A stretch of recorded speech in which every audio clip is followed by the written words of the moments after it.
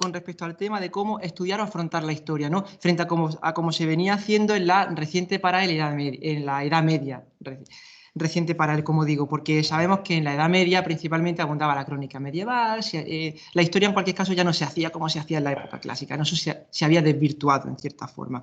Por eso él proponía que había que hacer, digamos, como una refundación en la forma de escribirla y en la forma de contarla. Tras una primera formación en las ciudades de Bolonia, Pavía, regresó otra vez a Módena y participó, se dedicó a impartir conferencias sobre humanidades, sobre latín y griego, ¿no? Él fue ahí donde empezó sus primeros trabajos y después de esta estancia en Módena, a la vuelta de su primera formación, emprendió el salto, podemos decir, al que le granjearía la gran fama de su vida, que fue los 8 años que pasó en la Escuela de San Marcos en la ciudad de Venecia. Consiguió un puesto de profesor en esta universidad y allí tuvo la suerte y la oportunidad de contar con el mecenazgo. Sabemos el mecenazgo, la importancia que suponía en el Renacimiento para este tipo de investigadores, ¿no? Porque a él le facilitaron muchísimos documentos y archivos a los que él pudo acceder para completar su formación y realizar la tarea que él se estaba proponiendo, ¿no? La primera obra y la primera gran obra que Sigonio se propuso acometer era hacer un estudio de los fasti, hacer unos fasti anuales para volver a contar los orígenes de Roma desde su inicio, pero intentando despojarlos de ese elemento mítico que siempre encontramos en Tito Livio y en otros autores. Él quería contar eso, pero de una forma más fidedigna a como hubiese podido ser en la realidad. Y proponía someter toda esa historia a un exhaustivo examen, podemos decir. Bueno, aquí vemos un mapa de las principales ciudades por las que él pasó. Ahí indico más o menos las fechas en las que estuvo en una y en otras. Bien, después de estos años de su paso por Venecia, pasaría finalmente por Roma. El papado lo invitó para que intentase hacer también una historia eclesiástica, porque se dieron cuenta del auge que estaban tomando sus estudios, y es lo que pasa cuando vemos que alguien tiene éxito, pues ellos lo reclamaron, ¿no? Trataron que él fuese allí. Finalmente lo consiguieron. Él hizo una historia eclesiástica que no le dio tiempo a terminarla porque lo hizo en su último año y estaba también en otros quehaceres y finalmente falleció, ¿no? Bueno, pues ese panorama cultural humanista que había en todas estas ciudades por las que él pasó, le granjearon también amistades con grandes intelectuales de ese momento. Es cierto que Sigonio fue un personaje polemista en el sentido de que todas esas amistades no le reportaron siempre, digamos, grandes beneficios, porque con algunos intelectuales tuvo una gran amistad, porque compartía ideales, pero también es verdad que la otra cara de la moneda nos demuestra que Sigonio tuvo muchísimos detractores y tuvo muchos enfrentamientos que le costó más que un agrio desplante, ¿no? Séase, por ejemplo, con Francesco Robortello, otro de los intelectuales del momento, ¿no? Porque Robortello había publicado un tratado acerca de cómo se enunciaban los nombres romanos, y Sigonio se atrevió a criticárselo, cosa que eso sentó muy mal en Robortello, ¿no? Y a partir de ahí se ensarzó una disputa bastante agria entre ambos. Bueno, por tanto, Sigonio, la labor principal que él desarrolló fue, la podemos presentar en dos facetas. Por un lado, él fue escritor de obras históricas y por otro lado fue crítico y comentador de obras de la antigüedad. La obra que él más grande llevó a cabo en el sentido de la crítica fue la historia de Tito Livio. Él hizo una edición y comentario de toda la obra de Tito Livio. Y luego, aparte de comentar estas obras del mundo antiguo, como acabo de decir, él escribió historia, ¿no? También por encargo de algunas de las ciudades de ese momento. Bueno, por tanto, esta inflexión, lo que estoy comentando sobre la historia, dice que Sigonio principalmente con respecto a la historia. Él propuso hacer un tratamiento más exhaustivo de ella, las reacciones que él tenía frente a ella, ¿no? Hacer un tratamiento más exhaustivo, ahondar las cuestiones de origen de los hechos que se estaban contando, que se estaban narrando, procurar que las fuentes originales, acudir a las fuentes originales y que fuesen lo más realistas posibles, y realizar cotejos entre ellas, cosa que a veces no se hacía, a ver qué cuenta tal autor o qué podemos contar comparando tal aspecto que se cuenta con tal descubrimiento que ha habido. En esta época también está tomando auge la arqueología, hay algunos importantes descubrimientos arqueológicos, sobre todo allí en la ciudad de Roma, y a raíz de estas influencias, pues él saca a relucir todo este tipo de aspectos, ¿no? También pone de relieve la importancia de la cronología, él pretende dar fechas exactas y datar de la forma más exacta posible los acontecimientos, ¿no?, que se iban a narrar. Bueno, la obra Proelocuentia de Sigonio. ¿Qué realizó él realmente en esta obra? La obra está compuesta de 4 discursos siguiendo la línea oratoria y retórica de Cicerón. Él en estos discursos, como el propio nombre indica, proelocuentia, lo que hace es pronunciarse en favor de la elocuencia y decir que, puesto que el latín había tomado mucho auge en el Renacimiento y se estaban componiendo muchas obras en esta lengua antigua, decía que había que volver a mirarse en los antiguos para volver a redactar con esa pureza de la lengua, que no sufriese a lo mejor la contaminación o la evolución que había sufrido a lo largo de la Edad Media. También reaccionan con respecto a las lenguas vernáculas que estaban surgiendo en ese momento, ¿no? Ya las lenguas romances, por supuesto. Bueno, pues en estos discursos en los que Sigonio se pronuncia sobre la elocuencia, sobre las lenguas antiguas, sale a relucir el concepto de la historia en 2 vertientes. Una de ellas, la que voy a presentar a continuación, es que él hace una firme definición de lo que él entiende por historia. Y otra, estas obras, aunque versen sobre temas de elocuencia, están plagadas de ejemplos históricos que sirven para ilustrar lo que él está allí diciendo. Al momento que puede, él está narrando algún aspecto de la elocuencia o algún aspecto de las lenguas antiguas, e inmediatamente, digamos que pierde el hilo de lo que está diciendo y allí mete el ejemplo. Pues como hacían los antiguos romanos, como decían los antiguos romanos, o la práctica que ellos tenían, o cuenta algún mito o alguna escena de este tipo, ¿no? Esa es la forma en la que están compuestos los discursos. Pero bien, tratándose de unos discursos elaborados, como digo, al más puro estilo retórico ciceroniano, cuya intencionalidad primordial giraba en torno a consideraciones de elocuencia y de retórica, ¿qué relación guardan con el género de la historiografía? Pues bien, desde un punto de vista histórico resultan relevantes debido tanto al tratamiento de la información histórica que hay en ellos a modo de ejemplo, como al hecho de ser un vehículo a través del cual Sigonio manifestó su propia concepción de la historia, ¿no?, como comentaba hace un momento. Centrándonos ya en la oratio prima, de los 4 discursos que hay, me voy a centrar en el primero porque es justo donde aparece la definición que él hace de la historia, ¿no? Bueno, pues previamente a dar la definición exacta que él hace de la historia, cabe decir que estos discursos, puesto que son discursos plenamente retóricos, ¿a qué género de la oratoria pertenecen? Porque tenemos el judicial, el deliberativo y demostrativo, ¿no? Son discursos del género demostrativo claramente. Él no está no le está brindando al público una opción en la que haya que elegir, no le está haciendo una presentación sobre un aspecto u otro en el que haya que elegir. Él está dando a conocer, está demostrando, está exhibiendo, digamos, ¿no?, cómo era la práctica de la elocuencia en el mundo mediterráneo antiguo. Bueno, la estructura que presenta este primer discurso es la típica pentapartición que encontramos en los discursos ciceronianos: exordium, narratio, divisio, argumentatio y peroratio, ¿no? Me centraré principalmente en la parte de la narratio porque es la parte en la que él es donde inserta esa definición de la historia, ¿no? Bueno,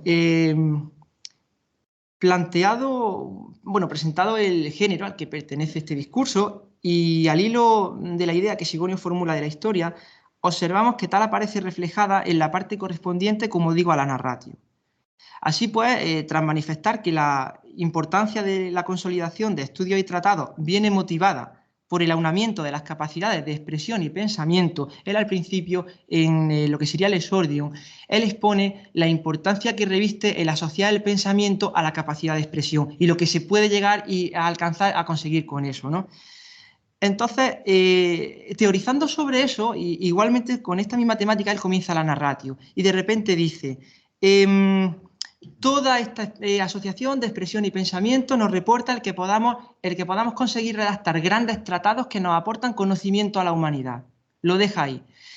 Y de repente, según la línea temática que él va siguiendo en el discurso, se esperaría que él siga teorizando sobre eso, pero no.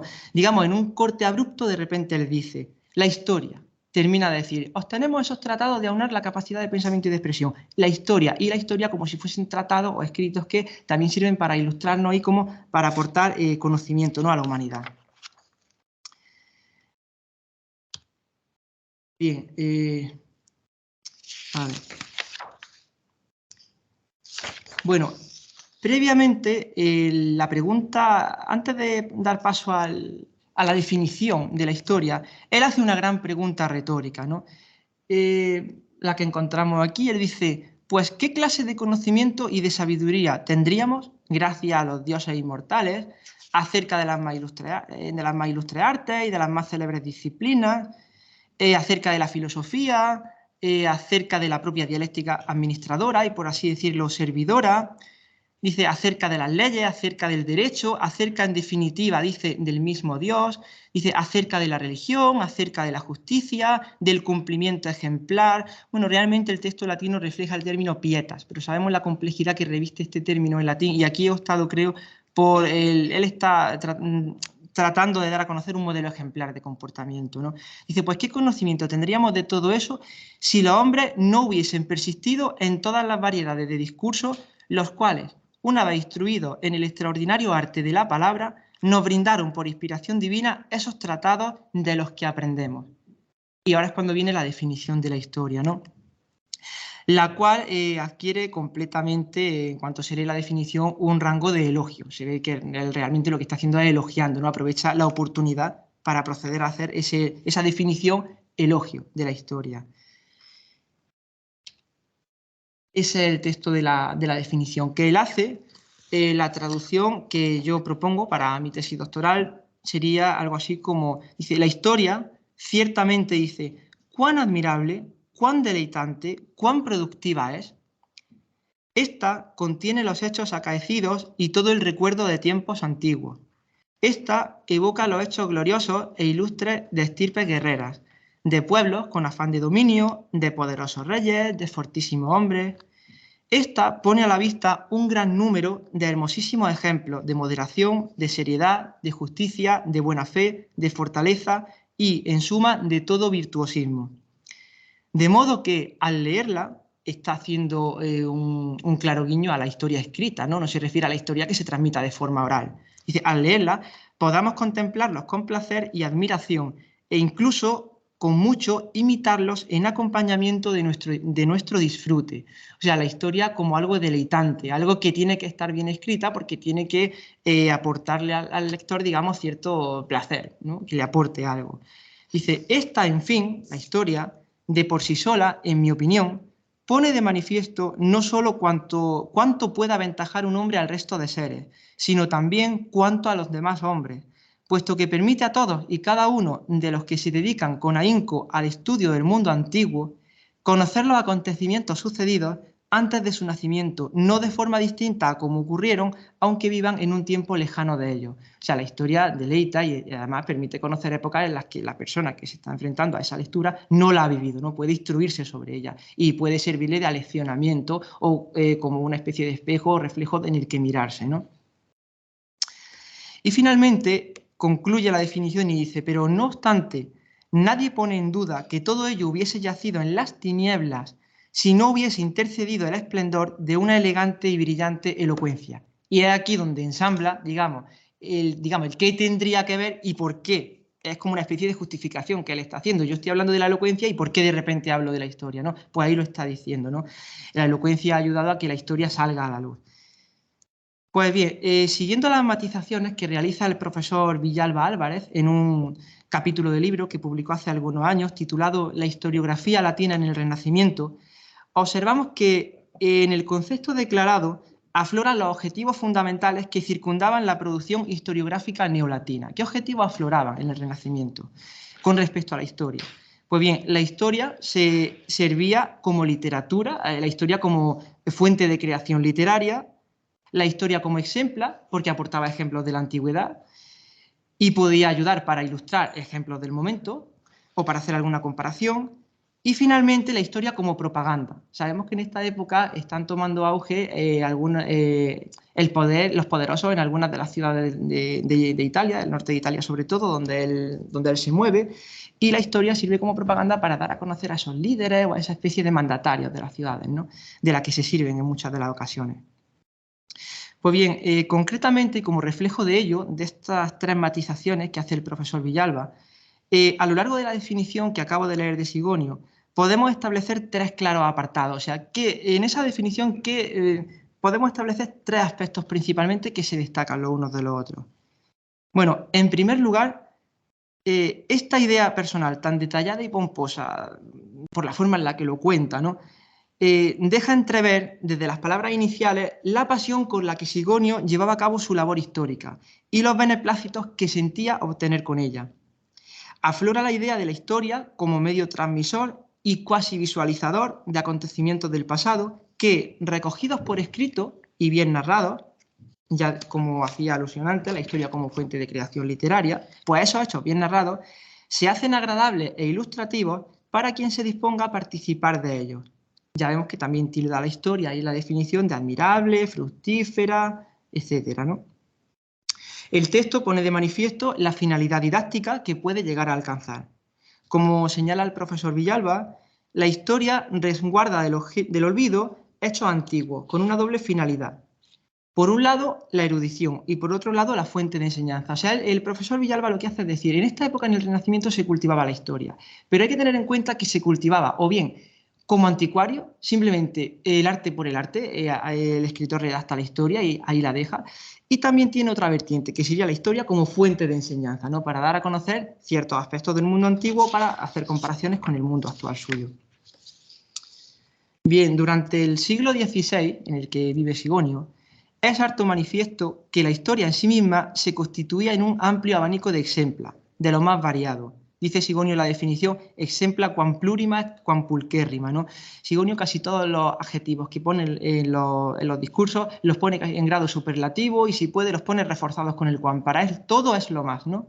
Cuanto más mejor, cuanto más todo. Es, digamos, un estilo, por eso he dicho antes, pomposo, recargado, porque además la historia queda por encima de todo y eso queda claro cuando uno lo lee. Además resalta que lo de la historia que no sirve como modelo pasivo de contemplación, sino que puede hacerse cercana y revivida en todos aquellos casos en que pueda imitarse, ¿no? Que sirva para imitación. Bueno, por tanto, una primera objeción que podemos hacerle al texto, ya digo, es la historia como fuente de creación literaria y la finalidad didáctica que puede aportar. El segundo, marca con énfasis, Sigonio, la posibilidad de superación que puede alcanzar el ser humano, no ya con los restantes seres, sino sobre todo con sus iguales. Él dice en el texto, non solum quantum ceteris animantibus, sed quantum ceteris etiam hominibus homo praeste. Esta puntualización que él hace resulta relevante por cuanto que en el Renacimiento adquiere auge la tendencia, esto es importante, en de poner la historia al servicio de la organización del poder, ya que mediante ella era posible nutrir los acontecimientos contados con multitud de ejemplos tomados de otras épocas, y aún más era un excelente respaldo propagandístico para los nuevos modelos ideológicos y políticos que tomaban auge en ese momento. De hecho, el propio Sigonio recibió encargos con el fin de enaltecer la organización de poder, como he dicho antes, en su faceta ya, él propiamente como escritor, ¿no?, de obras de historia. Muestra de ello es la historia bononiense. A su paso por la ciudad de Bolonia, pues le encargaron que hiciese la ciudad de dicha ciudad, pero por supuesto enalteciéndola con respecto al resto de ciudades. Hay que decir que realmente Bolonia en este momento estaba insertada dentro de los estados pontificios y tenía una rivalidad tremenda con la ciudad de Roma. Entonces Bolonia lo que quería era decir, pero yo soy mejor que Roma, quería enfrentarse contra ella, ¿no? Tenemos que tener en cuenta que en Roma estaba la sede papal, entonces eso pretendiendo que, o sea, teniendo la visión de que podía dar lugar a una confrontación, a un choque directo con Roma, aunque Sigonio escribió la historia bononiense, es cierto que hasta que pasaron unos años no le dejaron publicarla, por el escándalo que aquello podía provocar, ¿eh? Bueno, en definitiva, utilidad y propaganda. La historia se erige en modelo de virtudes que enseña a los políticos cómo actuar en sociedad, pero también inmortaliza los hechos gloriosos de una patria o de algún personaje. Al amparo de esto, los buenos gobernantes serán quienes imiten las acciones virtuosas del pasado y desprecien las inmorales.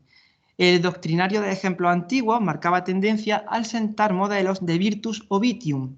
Claro, en la historia un claro modelo de virtus o de vitium y eso le brinda a los dirigentes del momento cómo tienen ellos que reflejarse, ¿no?, dependiendo de una u otras conductas. La historia sirve también para leccionarlos, ¿no? Bueno, pues ligada a estas dos primeras matizaciones que acabo de decir, recalca Sigonio la posibilidad que ofrece la historia de que ecos de grandes acontecimientos se perpetúen en el tiempo para poder hacer partícipes de ellos, especialmente a cuantos se dedican a su estudio, a pesar de la lejanía que puede mediar entre sí.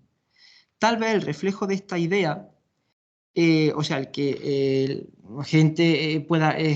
los lectores puedan leer acontecimientos que ocurrieron hace tantos años en las obras de historia, pues esa idea que aflora aquí al final de la definición, puede ser interpretada como un guiño que Sigonio hace en agradecimiento a lo que para sus investigaciones le venía suponiendo su trayectoria como historiador. Digamos, las investigaciones y las indagaciones que él hacía, ¿no? La historia a él le aportó también muchísimo conocimiento para poder realizar su producción literaria, ¿no?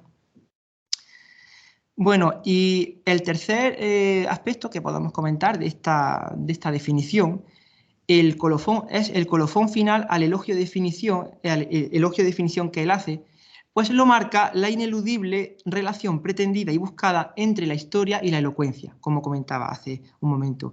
Pues aquella no hubiese sido posible si no se hubiese iluminado la capacidad de poner esta a su servicio, ¿no? Como él dice, aec y acuisen in tenebris nisi ornatae et illustris cuiusdam eloquentiae lumen accesisen, ¿no? Si la elocuencia no hubiese iluminado la historia, a lo mejor los hechos no se hubiesen podido narrar de forma clara, ¿no? Y darlo a conocer. Por último, si bien Sigonio hace la definición elogio desde un punto de vista personal, y como referíamos, a raíz de la experiencia que está adquiriendo a lo largo de su formación en el estudio y cultivo de la prosa y la oratoria romana, no obstante, cabe destacar que esta definición recoge aspectos similares sobre los ideales de la historia declarados, entre otros, por Cicerón, entre otros autores, por Cicerón, quien ya había incidido sobre la capacidad inherente de propagar hechos merecedores de un digno recuerdo. Como podemos ver, la definición que Sigonio hace de la historia está en la senda de Historia Magistra Vitae, que ya Cicerón, por ejemplo, recogía en el De Oratore, o que encontramos también, por ejemplo, en la Retórica de Ireneo, ¿no? Bueno, vista la definición que Sigonio hace de la historia, vamos a hablar ahora de qué relación para él guarda la historia con la oratoria, ¿no? Historia y oratoria. Bien, el pasaje objeto de nuestro comentario también hace eco de la grandeza del género como un opus oratorium maximum. La historia la llamaban como opus oratorium maximum, lo encontramos aquí en este texto por ejemplo, del Legibus, de Cicerón, y en el siguiente, no, está aquí el de la Institutio Oratoria de Quintiliano, ¿no? Es que la historia es como si fuese un opus oratorium maximum porque precisamente, como decíamos, la elocuencia se pone al servicio de ella. Si la historia se cuenta de esa manera engrandecida mediante el lenguaje, pues se convierte claramente en un opus oratorium. Está claramente en la línea de la retórica y de la oratoria. No queda desligada de ella, no le es ajena. Pues bien, a partir de los primeros autores humanistas, como Lorenzo Valla, Valla sabemos que vivió en el siglo XV, es del siglo anterior a Sigonio, fue uno de los primeros críticos y comentaristas de las obras de historia antiguas. Pues bien, Valla, que concebía la oratoria como la madre de la historia, tomó auge la creencia de que el arte de escribir la historia debía ir ligado a la técnica oratoria. Esta idea empieza a subyacer ya desde el siglo XV. En efecto, para un correcto tratamiento, el historiador, esta idea de Valla, debía reunir unas cualidades intelectuales innatas entre las que consideraban algunas como una adecuada formación retórica. O sea, el historiador cualquier persona no podía ser historiador, tenía que tener unos mínimos conocimientos de retórica y oratoria, ¿no? Porque tenía que tener una buena capacidad para redactar aquello de una manera acorde, adecuada, engalanada, podemos decir, para que produzca precisamente lo que decía al principio de su definición, un deleite para quien la lea, ¿no? Bueno, Valla se refería a la elocuencia en los siguientes términos, la llamaba regina rerum et perfecta sapientia. También Valla decía y los autores del siglo XV, que el historiador tenía que tener un bagaje cultural suficiente como para saber hacer valer ejemplos sacados de la antigüedad, para saber ilustrar lo que ellos estaban contando y estaban narrando, ¿no? Para ilustrar esos escritos. Por tanto, el aprendizaje retórico había de ser puesto al servicio de la historia y el historiador, más que un simple narrator, había de constituirse en un exornator rerum. O sea, él tenía que saber engalanar el discurso, ¿no? Con la capacidad suficiente de hacer un escrito acorde de los hechos históricos, con un estilo agradable y producir, como indica Sigonio, admiración y deleite para su lectura. Además, los hechos deben ser contados de forma clara y sabia, afirma Bala. Dice en un texto suyo, hay que narrar bien los hechos acaecidos, es decir, de forma sincera, transparente y con conocimiento. Esta es la tarea propia de la historia, o sea, la historia tiene que ser clara y transparente, ¿no? Bueno, Sigonio, en la narratio, en esta parte de su discurso, cuando introduce allí el concepto de historia, pone de manifiesto la importancia de dar a conocer el antiguo uso de la lengua latina. Él dice, en palabras suyas, qui inang urben ad antiquam latinis sermonis consuetudinem demonstrandam acquiti venimus. La traducción dice que a esta ciudad, refiriéndose a él con un plural majestático, dice, hemos venido llamados para dar a conocer el antiguo uso de la lengua latina. Pero aprovecha tal ocasión para poner de manifiesto que, unido a tal propósito, él en el discurso cuenta, yo realmente aquí a Venecia a lo que vengo es a hablar del antiguo uso de la lengua latina, a enseñaros cómo funcionaba la elocuencia en el mundo antiguo. Pero él mismo dice que aprovecha tal ocasión para poner de manifiesto que, unido a tal propósito que él tenía, va a dar a conocer los desprecios que la elocuencia ha sufrido de forma injusta a lo largo de la historia, ¿no? Desde que se desvirtuó la elocuencia clásica, al estilo clásico, ¿no? Él dice en sus palabras, si paucis eam ex hoc loco iniuste vituperari a multis ostenderemus. Dice, si en pocas palabras, desde este lugar, él se refiere a la tribuna, desde donde posiblemente se suba a declamar el discurso, pudiésemos dar a conocer que muchos la han censurado, refiriéndose a la elocuencia, de manera injusta. Y él pretende demostrar las injusticias que se han llevado a cabo contra ella, ¿no? Desde su punto de vista. Más adelante expresa la idea de que la elocuencia es una aliada indispensable para el desarrollo y conocimiento de las mejores artes. En efecto, teniendo en cuenta que en el Renacimiento, y especialmente a partir de Bala, se difunde la idea de que la elocuencia va irremediablemente unida al latín, no es de extrañar que en este primer discurso, a partir de la narratio, donde ambas salen a relucir, o sea, lengua latina e historia, queden trenzadas y unidas de tal forma que la exposición sucesiva, el resto de partes del discurso, la una se vincule continuamente con la otra. Así pues, Sigonio introduce en el discurso la definición de la historia de forma muy habilidosa, puesto que logra hacer confluir en su entramado los temas centrales, es decir, la lengua latina, la elocuencia y la historia, y consigue que todo eso vaya ensamblado a lo largo del discurso, aunque en el principio dé la sensación de que son elementos dispares y sueltos, que no tiene uno nada que ver con los otros, pero según va avanzando el discurso, vemos cómo los va trenzando, los va uniendo y retorciendo los unos con los otros de manera que se vinculan mutuamente entre sí. El hecho de la abundante producción histórica en latín durante el Renacimiento se justifica porque era la lengua latina la que obviamente contribuía, es lógico, a recrear mejor el entorno literario clásico, espejo en el que los humanistas se veían reflejados y precisamente por ese vínculo que la acercaba a la elocuencia, la hacía como el mejor de los medios para expresar la producción histórica, que, como memoria escrita, debe ser fruto de la elocuencia de esos oradores que son los historiadores, valiéndose de la universalidad de la lengua latina y respetando la tradición del género desde la antigüedad hasta la época renacentista. Además, resulta evidente que un discurso bien elaborado permite inducir a la delectatio que se perseguía en la exposición de los hechos y que Sigonio señala en su definición, ¿no? Claro, él da a conocer que, puesto que la lengua latina es un modelo de la antigua elocuencia, pues qué mejor que la historia en nuestra época se siga escribiendo en lengua latina. ¿Por qué vamos a seguir redactando las lenguas vernáculas cuando incluso obras que se escribían ya en esta época en otras lenguas, como en italiano o en español, se traducían al latín, ¿no? Porque como hay una expresión que suele decir que lo que no se puede decir en un buen latín no merece la pena que sea dicho, ¿no? Pues digamos que él seguía esta línea. Bueno, como curiosidad y en referencia al modo de composición de obras de historia en el periodo renacentista en latín, al modo de los antiguos escritores romanos, valga de ejemplo el auge de Livio. Algunos estudiosos intelectuales, como el profesor Antonio Fontán, han concebido que ese método de composición de historia durante el Renacimiento se asemeja a un mosaico en el que se encajan piezas de toda la fraseología latina. Hay autores que sabemos que ellos han pensado, han considerado que, puesto que la lengua latina no era lengua materna de algunos autores del Renacimiento y ellos escribían en latín, pues que la composición de su obra es fruto directamente, como si fuese hoy en día un corta y pega, ¿no?, de los distintos autores antiguos, y así consigue cada uno definir su estilo o su línea. Bien, pues, ¿qué conclusiones podemos tener sobre lo expuesto acerca de la concepción que tiene Sigonio de la historia, ¿no?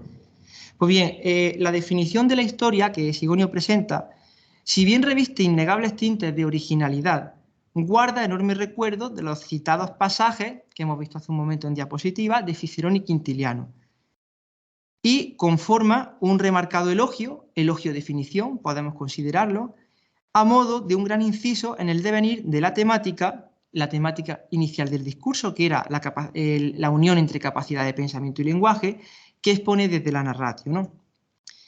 El hecho de que aparezca inserta el concepto de la historia en esta parte del discurso, se hace en la narratio, en la que confluyen todos los principales elementos objeto de exposición, lengua latina, elocuencia e historia, resulta significativo, pues Sigonio, con gran maestría, los entremezcla hasta el final del argumentatio, manifestándose de forma continua la historia en forma de ejempla. Claro, él la definición de historia la da solamente al principio del discurso, en la narratio, pero luego a partir de ahí la historia siempre está presente, pero ya a modo de ejemplo, ya no hay alusiones directas a ella, pero el discurso está plagado de ejemplos del mundo antiguo.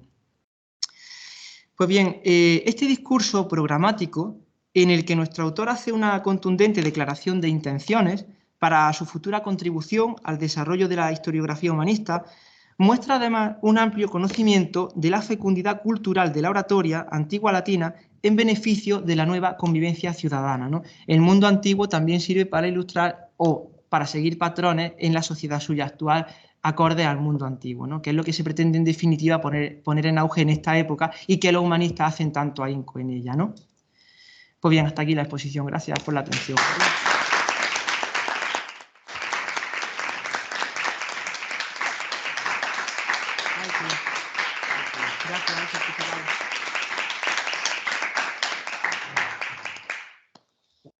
Muchas gracias, José Carlos, por esta extraordinaria presentación, y seguro que alguien en un minuto, porque te comiste el tiempo, me comí el tiempo. quiere decir algo. Isabel creo que quiere decir algo. Está en Valencia.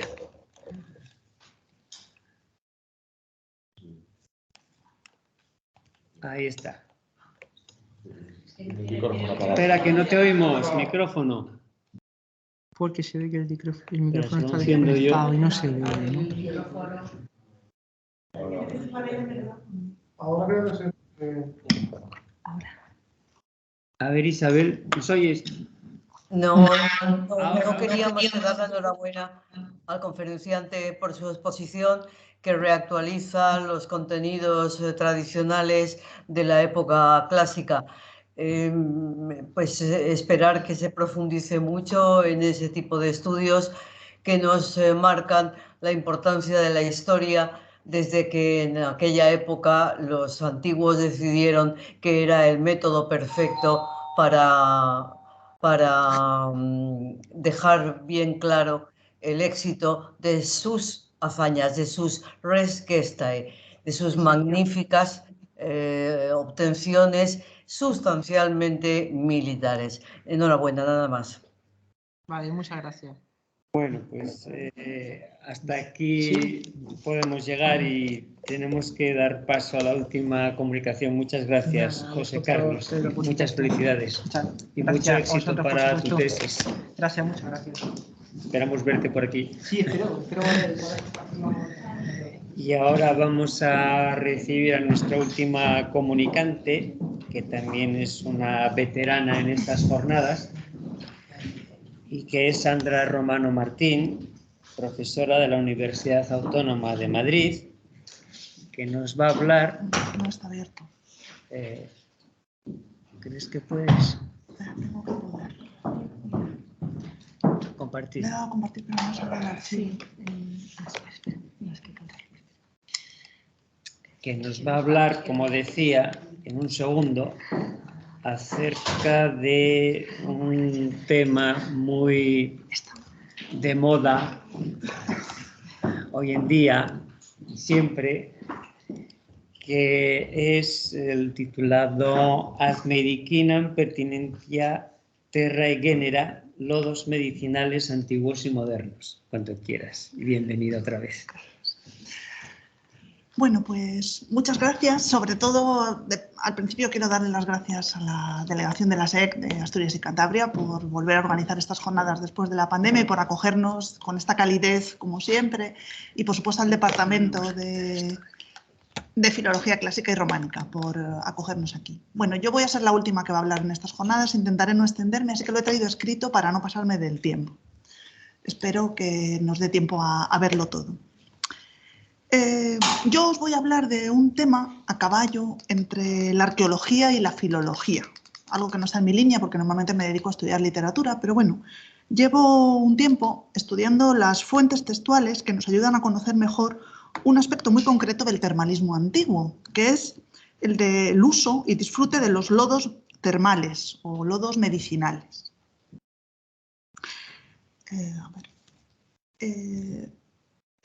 Las fuentes del termalismo antiguo en general las estamos investigando desde hace un tiempo en colaboración con la profesora Silvia González Soutelo, que es una colega arqueóloga romana de la UAM, que no ha podido asistir a estas jornadas porque tenía otro compromiso, si no lo hubiéramos explicado entre las dos este tema, pero que es el artífice de cuanto pueda yo decir a cuestiones con lo que tenga que ver con la arqueología, porque yo me dedico sobre todo a los textos, al análisis filológico. Os invito a visitar la web que estamos montando, que es esta que tenéis aquí en pantalla y tenéis el enlace, en la que estamos montando una base de datos de textos clásicos que hacen mención de estas aguas termales medicinales, no de cualquier tipo de balneario o de termas en la antigüedad, solamente de lo que entendemos hoy en día por balneario medicinal, donde surgen las aguas calientes o frías, pero que son medicinales. Bueno, otra cosa que tengo que decir es que hoy en día se utiliza el término peloide o peloides para referirse a estos lodos medicinales. Es una palabra un poco curiosa y que la voy a usar bastante, un poco para abreviar, porque se utiliza a partir del griego pelos, pelú, el barro, ¿no? Y bueno, aquí veis un ejemplo, estos son unos, no sé exactamente, es en una zona de Grecia y la gente pues se baña en estos lodos y toma sus tratamientos de esta forma. Se nos ocurrió investigar a fondo los testimonios textuales antiguos en griego y en latín que pudieran hacer alusión a lodos curativos, al comprobar que algunos de los balnearios que sabemos que existían en la antigüedad y que siguen en funcionamiento hoy en día, ofrecen hoy en día tratamientos con estos peloides. Y en muchos casos afirman en clave promocional y para darse publicidad que estos mismos lodos vienen siendo beneficiosos desde época romana, dando por supuesto que los romanos acudían allí a darse baños de lodo de este tipo como cualquier cliente moderno. La solera y garantía de calidad de sus tratamientos así se asegura, ¿no? Por supuesto, con estas referencias a la auctoritas de los antiguos. Y en muchos casos citan también fuentes clásicas que los mencionan. Pero, ¿es esto cierto? ¿Qué testimonios nos ofrece la investigación arqueológica de que estos yacimientos para corroborar que ya entonces se usaban los lodos? Es cierto que hay fuentes textuales antiguas que lo atestiguan. Veamos qué encontramos. Si nos fijamos en los restos materiales que han sobrevivido a estos yacimientos, salvo excepciones, apenas contamos con evidencias arqueológicas del uso específico de lodos en concreto. Una de estas excepciones es el balneario de San Calogero, en Lipari, en Italia, en el que se localiza una gruta conocida como la Grota del Fango, en la que se han encontrado restos desde época micénica hasta época romana, allí mismo en la gruta, o sea que evidentemente allí había un uso de esos lodos claro. Y de hecho se ha mantenido el uso de esos lodos hasta hoy en día y no ha habido una solución de continuidad en este uso para tratar determinadas dolencias.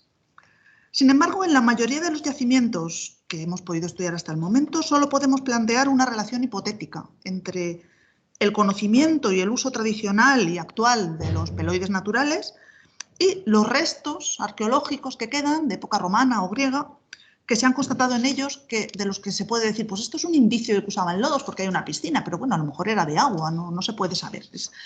Digamos que es todo bastante teórico. Por ejemplo, eso sería el caso del balneario de Archena, en Murcia, que es muy reputado por sus peloides naturales y tiene además el testimonio muy bien estudiado de estructuras arqueológicas de época romana, que están allí, se pueden observar, pero nada hay que nos pueda indicar claramente de que se usaban los peloides también en la antigüedad. No queda ningún resto. Otros casos bien conocidos de enclaves termales romanos destacados por el uso de peloides naturales en la actualidad son el de Wiesbaden, en Alemania, conocido en época romana como Aquae Mattiacae. Conservamos diversas referencias a sus aguas termales por parte de numerosos autores antiguos, pues como Plinio, Amiano Marcelino y otros.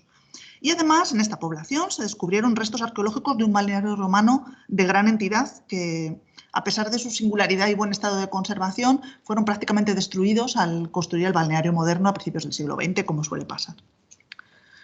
Podemos citar algún ejemplo más de balnearios que tienen peloides hoy en día, como por ejemplo el de la población termal de Dax, al sur de Francia, que eran las antiguas Aquae Tarbellicae, así aparecen citadas en los textos, donde se han documentado diversos restos constructivos de época romana, en efecto, no hay duda. Y bueno, no os he traído diapositiva, pero las estaciones de Montegrotto Terme o de Abano Terme, que eran las Aquae Patavinae de los antiguos romanos, o la Fons Saponi, todos estos, hay testimonios de que existían en los textos, pero nada nos dice que hubiera lodos, aunque hoy en día sí los hay. También hay testimonios en la antigua región de Etruria y, bueno, actualmente se han puesto en funcionamiento el San Casciano de Ibáñez, está puesto lo han excavado y está muy disponible. Y los lodos de estas zonas siguen teniendo un prestigio altísimo y todo el mundo vaya a tomar las aguas. Digamos que parece ser que sí, que son restos antiguos y hoy en día hay lodos, pero en todos estos, bien por falta de estudios o por la dificultad de su identificación, son mínimas las estructuras descubiertas y estudiadas que puedan vincularse sin duda alguna al uso de peloides naturales en la antigüedad. Es un trabajo que queda por hacer, en el que los arqueólogos siguen trabajando. Bien, pues al igual que ocurre con los yacimientos termales y con el uso de sus aguas, hay que decir que conservamos escasísimos testimonios textuales de la existencia de peloides en la antigüedad. Con todo, es importante diferenciar a priori entre dos tipos de testimonios que los textos clásicos nos ofrecen.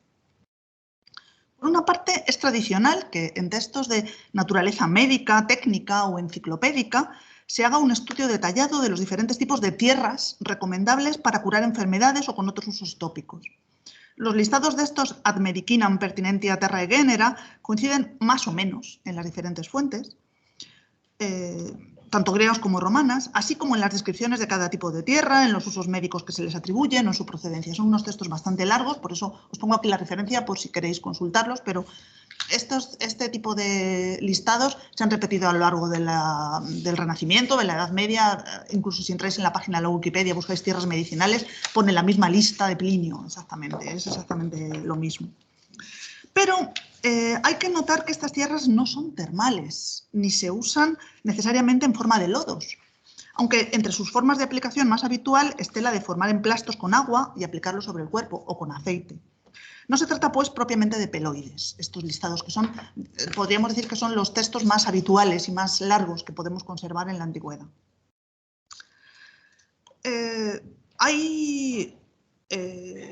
También existen menciones aisladas, no solamente listados en los que se habla de todas las tierras, sino que también hay menciones aisladas a los poderes curativos de una tierra concreta. Es bastante famosa el comentar los poderes curativos de la tierra de Lemnos, que en este pasaje que os he citado del heroico de Filóstrato nos cuenta la historia.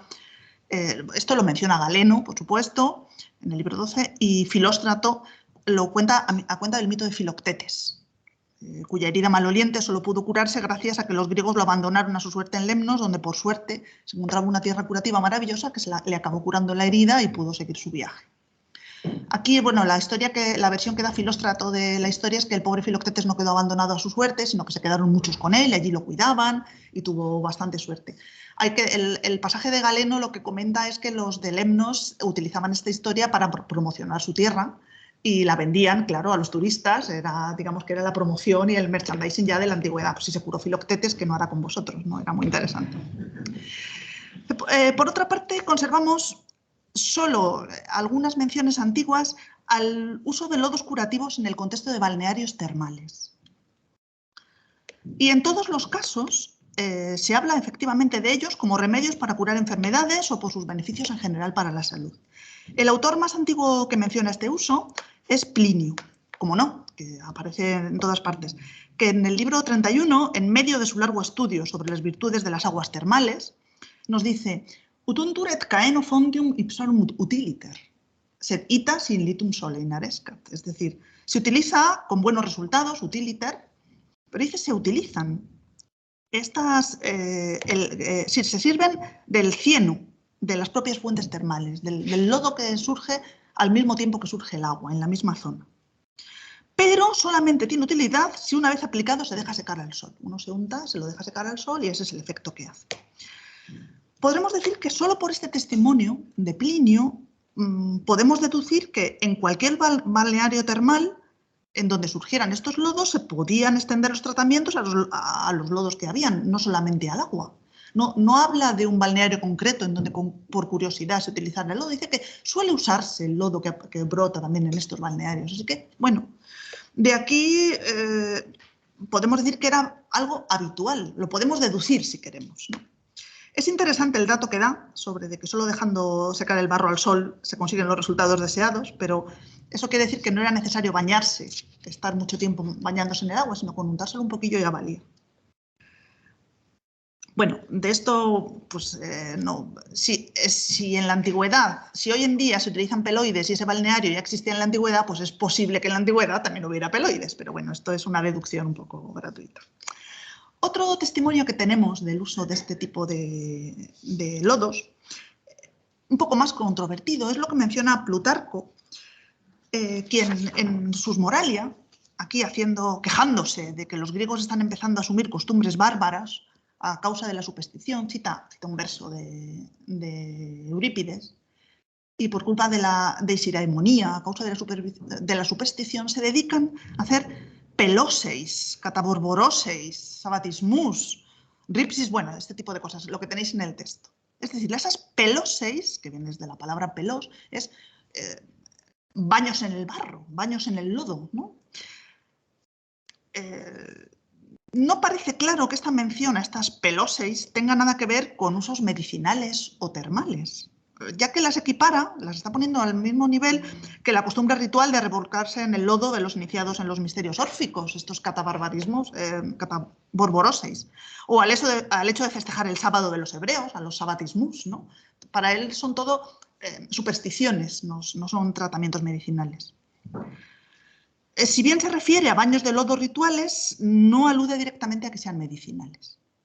Sin embargo, sabemos que estos baños de lodo rituales se producían en algunos santuarios antiguos, no únicamente como ritual religioso, sino también para curar enfermedades.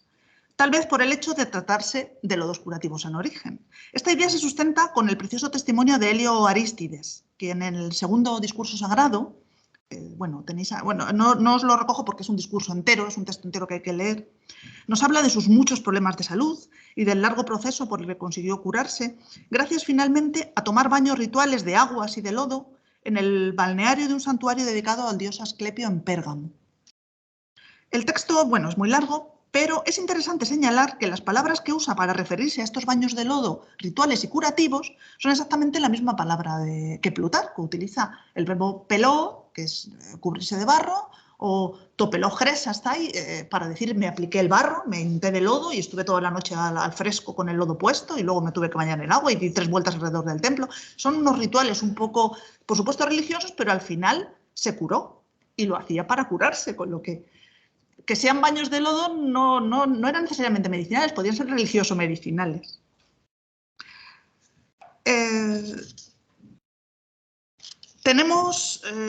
existe el testimonio hay un epígrafe de las inscripciones Graecae que también habla de baños de lodo rituales en el santuario de Asclepio en Epidauro. Tengo la referencia si alguien la quiere, esta no os lo he traído porque no he encontrado una foto de la inscripción. Bueno, esto nos indicaría que hay una mezcla del uso religioso, pero ¿qué es antes? Evidentemente, como el lodo es curativo, pues montamos ahí un santuario de Asclepio y decimos que es Asclepio el que nos cura, pero en realidad el que cura es el lodo o el agua. Bueno, pues a estas fuentes que acabo de mencionar, que son las únicas que yo he conseguido encontrar que hablan realmente de lodos curativos, consultando bibliografía, sobre todo de arqueólogos y de historiadores que repiten estas fuentes y otras, se ha añadido normalmente una nueva, que es uno de los apoforeta de Marcial, el epigrama 1427, que tenéis aquí, que dice en el que el poeta recomienda a una amiga que tiene el pelo canoso que en lugar de arrancarse las canas que le van saliendo, como era lo habitual entre las romanas, y quedarse calva, lo que tiene que hacer es teñirse el pelo, ¿no?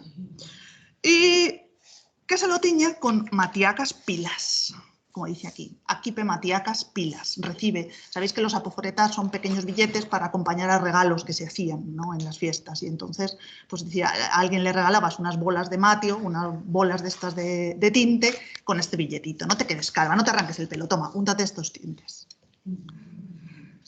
Matio era la capital del pueblo de los catos y está unánimemente reconocido que se trata de la zona correspondiente al actual Wiesbaden, uno de los balnearios que os he enseñado ahora, ¿no?, las Aquae Matiacae, donde existen desde entonces estos baños famosos. Pero el problema es que en este sitio y muchos historiadores lo que dicen es que este epigrama de Marcial lo que hace es decir que los barros de la zona previenen contra la calvicie. Y han utilizado el epigrama para decir que hay que darse baños de lodo allí para que a uno no se le caiga el pelo. ¿De dónde viene el error? Bueno, pues es que han confundido la expresión pensar que la expresión matiacas pilas significaba barros de matio, pues evidentemente viene de confundir la palabra latina pila, que significa pelota o bola, con pelos, que se podría decir pelos o pilos. Y bueno, es la cosa de que no consultan nunca a los filólogos para hacer sus análisis textuales, estos historiadores, es un poco triste. En fin, no hay ninguna relación de la referencia de Marcial con el uso antiguo de peloides ni por parte de los matios. Lo que hace es aludir a la costumbre de los germanos de teñirse el pelo. De hecho, el epigrama anterior, el 26, que no os lo he traído, pero bueno, lo podéis consultar, le recomiendo a una amiga que le va a regalar, es para alguien que le regala una peluca teñida porque se teñían el cabello, los germanos, no, nada que ver con tratamientos contra la calvicie. El resto de menciones a lodos, limos, barros, cienos que encontramos en los textos clásicos no están referidos a lodos curativos ni aparecen relacionados en modo alguno con establecimientos termales. Lutum, caenum, limus significan simplemente lodo, suciedad, barro. Es bastante curioso, he hecho una búsqueda y es muy divertido en Plauto, que lutum es un insulto. Se insultan, todo lodo, asqueroso, mierdecilla, ¿no? Se llaman lodo unos a otros. Eso es una forma de tratar a los esclavos, ¿no?, a los personajes de menor categoría.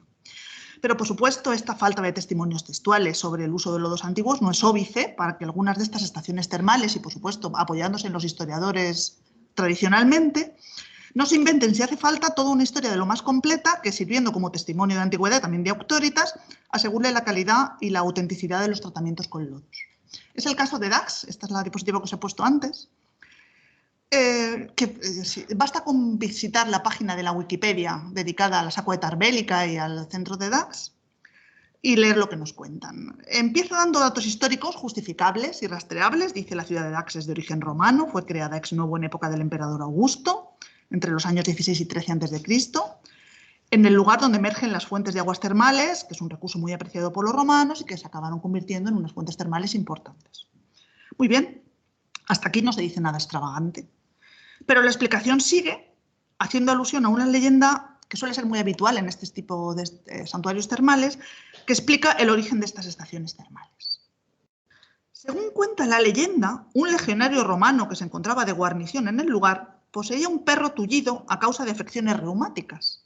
y decidió, antes de partir en campaña, arrojar al animal a las aguas lodosas de la laguna y librarse de él. A su regreso comprobó, con sorpresa, que no solo el animal seguía vivo, sino que había mejorado de su enfermedad. Bueno, esta leyenda del perro, del perro del soldado que pasó por allí, pues está en Dax en todas partes. Venden postales, esta postal que os he puesto es una postal que se puede comprar. En la plaza de la catedral está escrita la leyenda, bueno, por lo menos se dice que es una leyenda. Hay una fuente del legionario romano con el perro bañándose en las aguas, en los lodos termales. Esto es el centro de la ciudad de Dax. Es bastante gracioso, tiene mucha gracia, ¿no? Como leyenda, en muchos sitios existen este tipo de leyendas. Pero el problema es que en un sitio como la Wikipedia, y ya digo que en algunas de las bibliografías que he podido consultar, es que después de contarte la leyenda, se sigue con la explicación histórica y dicen: con esta leyenda se intenta explicar la vocación volcada a la hidroterapia de la ciudad, que fue punto de reposo de las legiones romanas, y un acreditado centro termal al que acudieron Augusto y su hija Julia, lo que contribuyó a la fama del lugar. Bueno, yo me he vuelto loca buscando testimonio de la vida de Augusto, de cuando Augusto se iba a bañar del brazo de su hija Julia, y lo que hizo Augusto con su hija fue desterrarla y dejarla morir de hambre. O sea, que no creo que se fuera de vacaciones termales con su hija. Además, tiene dos hijas Julia, me imagino que se refieren a Julia la mayor, no lo sabemos, puede ser cualquiera de ellas. Es muy poco probable que esto tenga nada que ver con la historia, pero se confunde con la historia y se repite. En fin, la leyenda ha adquirido dimensiones tan grandes que hay una calle en Dax que se llama Calle de Julia Augusta. O sea, digamos que se toma como si fuera algo realista el que fueran allí a tomarlo. Evidentemente esto es un método de marketing, pero bueno, para concluir, y no me quiero extender más, podemos afirmar que el uso de lodos termales, de estos peloides, era amplio, seguramente era amplio en la antigüedad grecorromana, aunque ellos mezclaran el uso medicinal con el religioso en algunos casos. Existen muy pocos testimonios de este uso, ni arqueológicos ni textuales, pero existen, los conservamos. Y no hace falta inventarse ni leyendas, ni novelas, ni inventarse historias de este tipo, ni deformar los textos como el de Marcial para promocionar el turismo o hacer merchandising. En realidad, es evidente que estos lodos curativos, como el resto de productos termales, han sido usados desde siempre y es otro elemento más que nos permite ver que la historia es solo una y desde la antigüedad hasta nuestros días. Pues muchas gracias.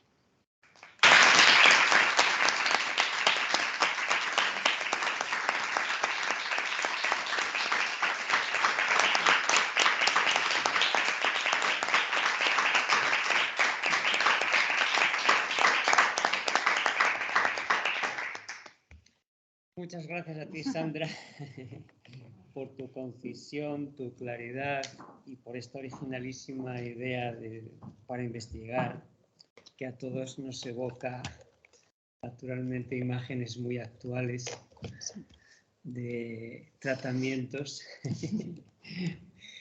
a los que algunas personas son muy aficionadas, aunque ahora mismo hay una que lo es, que no está aquí.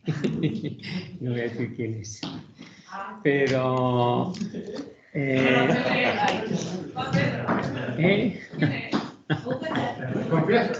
No pasa nada, a todo el mundo le puede gustar darse un tratamiento en un balneario, eso no es nada vergonzoso. Claro. En cambio, hay otras personas como los gremlins, que son alérgicas a los balnearios. Bueno, si alguien quiere hacer alguna pregunta... Sí. Comentar que algunos de los usos que se plantean en la diapositiva de barras medicinales, más que medicinales, recuerdan a unos como las aguas de Lourdes, por ejemplo, que tienen un carácter más milagroso que medicinal. Que, no sé, sobre todo lo que decías del templo de Esclepio en Pérgamo, que me recordaba más a eso, más que un balneario, al templo de Lourdes, que van a la gente a beber agua, que es agua normal, pero que tiene una concepción divina, al parecer.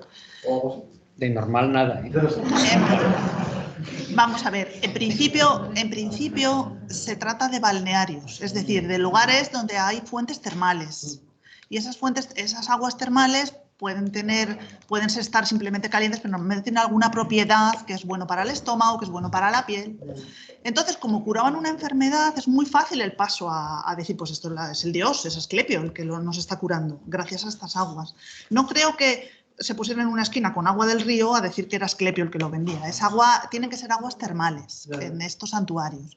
Y el discurso sagrado de este Liorístides, él dice que le funcionó, que hizo todos esos tratamientos y a él se le curaron esas enfermedades que llevaban muchísimo tiempo muy enfermo. Os recomiendo que reviséis el texto porque sí es muy interesante. Y se utiliza, en griego se utiliza esta forma del peló, el verbo de untarse el barro, estos barros. Que a mucha gente le funcionaría y a otra no, porque evidentemente estos lodos tienen un valor medicinal, pero también muy limitado, es evidente. Javier.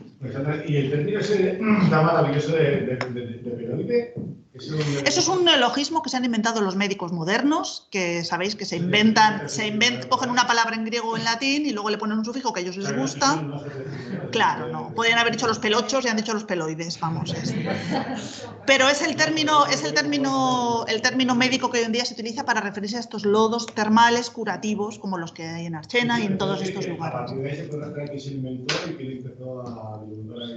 No sé quién se lo inventó, no sé cuándo ha empezado este término, pero es el término que se utiliza actualmente para referirse a estos lodos, que están muy delimitados, muy definidos. Es decir, no se trata de cualquier barro, tiene que ser barro que tenga alguna propiedad curativa y que esté en el entorno de un balneario.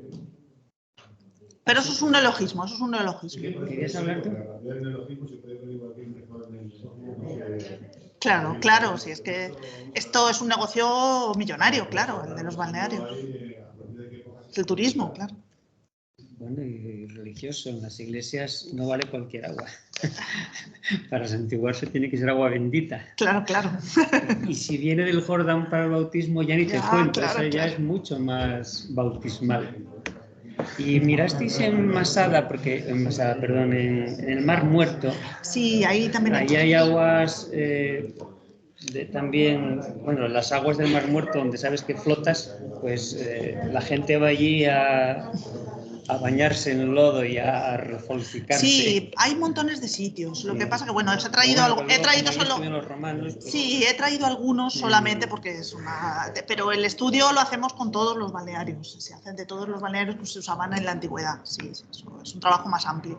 Pero bueno, he traído estos porque hay textos antiguos que los mencionan, sobre todo por la relación con los textos. Yo creo que Luis Alfonso y yo nos hemos quedado con ganas de hablar de nuestro hipocondríaco favorito, porque lo de Liorístides es genial, o sea, el discurso no tiene desperdicio de principio a fin, porque este hombre lo que tenía era una hipocondria. Sí, lo que le gustaba era que le castigaran, porque cuando quedó de el tratamiento, montar a caballo al revés, que le cayera agua fría encima, y oye, como nuevo. Sí, le sentaba muy bien. Las cosas de Roma se puso malísimo, pero fue ir al templo de Asclepio, que le hicieran toda casa de puñetas, y se puso, bueno, sí. Se untaban los lodos y estaban al fresco toda la noche, así al raso. Un sufrimiento terrible. Sí. Lo raro es que no haya muerto. Era el dios funcionaba. Claro. Sí, es verdad. Bueno, más cocinas. Pues entonces... Lo último, me ha llamado la atención que hasta Plinio el Viejo alusiona a esta temática, ¿no? Que me llama la atención porque ¿qué no hay en Plinio el Viejo? Está todo. De hecho, la descripción de las bolas estas de los matíacos que menciona, sabemos que son porque las describe Plinio, que estaban hechas de grasa de cabra con no sé qué cosa por allí, nada que ver con el barro ni con el lodo de la zona. Es con una mezcla de ceniza con lodo, con grasa de un animal que tenían por ahí, una grasa de cabra. Y con el tinte. Sí, Plinio es, lo comentábamos ayer con Ana Moure, Plinio vale para todo. Es más útil que Cicerón. Fuertes declaraciones. Pero claro que no, si realmente funcionaba. Asunción. No voy a mencionar a Galeno, ¿no? Porque Galeno los medicamentos sí, pero los medicamentos compuestos. Galeno ya digo que tiene grandes listados sobre todo tipo de tierras, en el de los medicamentos simples, y habla de la tierra de Lemnos, lo que pasa que, bueno, los historiadores mencionan, como dice Galeno, y dices tú, ¿Galeno dónde? ¿Galeno dónde? ¿Dónde lo dice Galeno?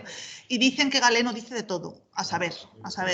Ya digo que normalmente las bibliografías se repiten unos a otros sin comprobar las fuentes, es lo que es un poco triste. Y sin embargo se le da y todo el mundo dice que Augusto se iba con su hija a bañar y que por eso entonces ya está. Una compañera mía iba en verano, en las vacaciones de verano, y así murió de común. Sí. Entonces, en verano iba a Archena y dice que venía muy mejorada y además, vamos, los médicos la veían, sí, había mejorado. Claro, sí. Ella, no, había mejorado. Sí, es que no es magia, es que estas aguas termales son medicinales. Sí, sí. Sí, sí. Asunción quería decir algo. No, solamente era el tema del elemento tierra, si tenía que ver con los humores, o sea, los relacionan también con algún equilibrio humoral. En principio, estos listados que digo que he recogido de Dioscórides y demás, lo que hacen es dar una lista de tierras y de las propiedades curativas de las tierras, no tanto del efecto que tiene en una persona concreta respecto a sus humores, pero bueno, supongo que lo dicen de todo, porque no he hecho un análisis detallado de cada uno, simplemente he visto, pues la tierra, aparecen a lo mejor 20 tipos de tierra, ¿no? La terraquía, la terrampelitis, todas estas tierras, pero eso es de la tierra, igual que la tierra de Lemnos, que era muy buena para determinadas cosas, pues la purga Benito, ¿no? Era una forma también de promocionar, pero te venderían el saquito de tierra para que tú te lo untaras o se mezclaban, se hacían emplastos. No es una cuestión teórica, sino es más bien son datos médicos, técnicos, científicos, que bueno, podían funcionar más o menos. ¿Una cosita más? Pues entonces vamos a clausurar las jornadas. Una vez presentada esta última comunicación, con su correspondiente y animadísimo coloquio, y voy a clausurarlas con unas poquísimas palabras que tienen que ser necesariamente de agradecimiento. En primer lugar, a los ponentes que, como dije el primer día, esperaron y mantuvieron 3 años el compromiso adquirido de estar aquí con nosotros. Creo que además han cumplido con creces el encargo que les hicimos y que merecen nuestro reconocimiento. A todos los que presentaron una comunicación, un gracias muy grande también. Son varios los nuevos intervinientes que pasan ya a engrosar la larguísima lista de personas que han pasado por esta tribuna en los últimos 31 años. Y muchos son los repetidores que fielmente guardan hueco en sus agendas para acudir a nuestras jornadas, como Miquel Laviano de Valencia, Marco Antonio Santamaría e Isabel Moreno de Salamanca, María José Soler del País Vasco, Sandra Romano de Madrid y algún otro. Algún día haré un repaso de todos ellos para sorprender a más de uno.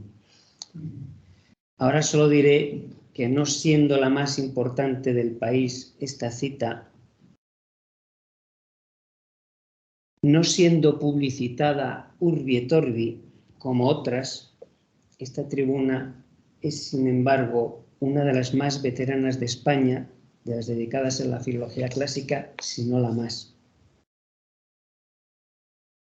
De las que tienen periodicidad anual.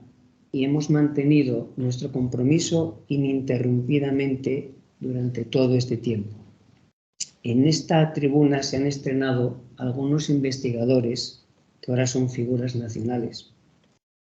Y en esta tribuna han intervenido muchos otros que ya lo eran, y esperamos que algunos de los que han empezado a intervenir en ellas sean también en el futuro grandes figuras, porque ya empiezan a serlo.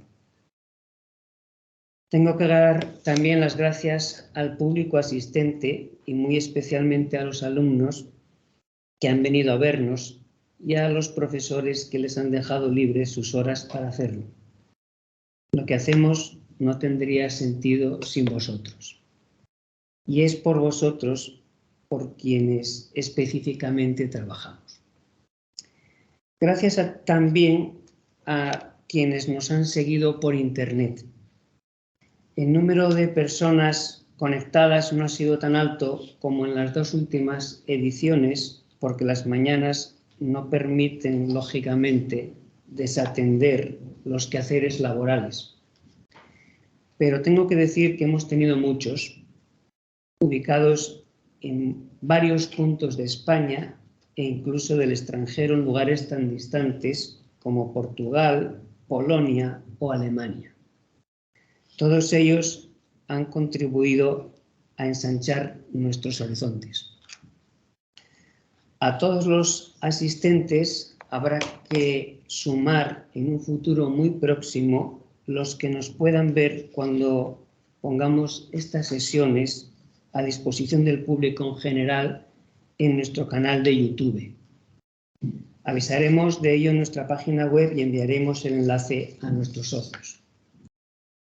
También quiero dar un enorme gracias a las personas que conforman esta junta directiva y siento que no estén todas aquí. En primer lugar, a nuestro vicepresidente, Luis Alfonso Hierafuello, sin cuyo celo no habrían llegado muchas comunicaciones de las que hacemos por correo electrónico o por correo postal, preocupado como ha estado por obtener unas cuantas de correo que nos faltaban y por actualizar las caducadas. También le debemos en estas jornadas la milimétrica confección del programa, con todas sus peculiaridades, deseos de nuestros asistentes y, como si fueran figuras, caprichos también, con sus cambios de última hora. A nuestra secretaria, Lucía Rodríguez Noriega Guillén, debemos, entre otras cosas que afectan estas jornadas, el haber canalizado las solicitudes de participación y la respuesta a muchos correos de personas que se han interesado por ellas. Se ha encargado de confeccionar los diplomas que acreditan la presentación de ponencias y comunicaciones, que a diferencia de otros congresos se entregan de inmediato, y los de los premiados en los distintos concursos cuyos premios entregábamos ayer, el certamen Ciceronianum y la prueba Parnaso. También ha estado aquí presente, como hemos visto todos, a pie de ordenador, solucionando problemas técnicos sobrevenidos y ayudando a los conferenciantes. A nuestro vocal de redes sociales, Manuel González Suárez, también tengo que darle las gracias porque ha hecho, como siempre, con arte y figura, el cartel de estas jornadas y se ha ocupado de publicitarlo en nuestro Facebook y en Twitter, además de estar pendiente de las reacciones y ecos que despertamos en la prensa para compartirlo por esos mismos medios. A nuestro tesorero, que tampoco está aquí, lo siento, alma financiera de la sección, sin cuyas cuitas económicas y sobre todo sin cuya firma no sería posible entregar los cheques de nuestros premiados ni abonar los gastos de nuestros invitados. En la recámara, aunque por razones obvias no puedan contribuir en esto como quisieran, quedan nuestras dos restantes vocales, Virginia Muñoz Llamosas y Eva Ballines Menéndez, que siempre apoyan y proponen iniciativas. A todos os doy las gracias por vuestra ayuda. También tengo que dar muchas gracias a otras personas que contribuyen a que esto vaya saliendo bien. Particularmente a nuestros dos becarios de investigación, Elsa González Oslé y Pedro Riesco García, que han hecho un reportaje fotográfico que pronto aparecerá en la galería de nuestra página web. Al profesor Javier Verdejo Manchado, que ha estado pendiente de cómo salían las cosas desde su ordenador cuando estaba en el despacho y nos ha hecho indicaciones para mejorar la transmisión, aparte de haberse ocupado de comprar elementos que nos hacían falta para que todo esto esté funcionando ahora mismo. Finalmente, solo tengo que agradecer al director del Departamento de Filología Clásica y Románica de esta universidad, Toribio Fuente Cornejo, no solo el apoyo institucional que a través de él nos presta la universidad, gracias a la cesión de este espacio y de los medios técnicos que han hecho posible la transmisión en directo de estas jornadas, sino también su personal implicación en que todo estuviera a punto y en que todo funcionara. Por su parte, el secretario del departamento también ha estado pendiente desde su casa, primero por enfermedad y ahora desde su despacho, de permitir el acceso de invitados a la plataforma y de hacerme indicaciones acerca de si la imagen estaba bien ubicada o no. No sé si me olvido de alguien, pero pido en todo caso disculpas si es así. Quedan entonces clausuradas estas 31ª jornadas de Filología Clásica, que han dado un salto, creo, muy grande, y convocamos las 32ª, que se celebrarán en 2023 y para las que ya preveo algunas novedades. Muchas gracias.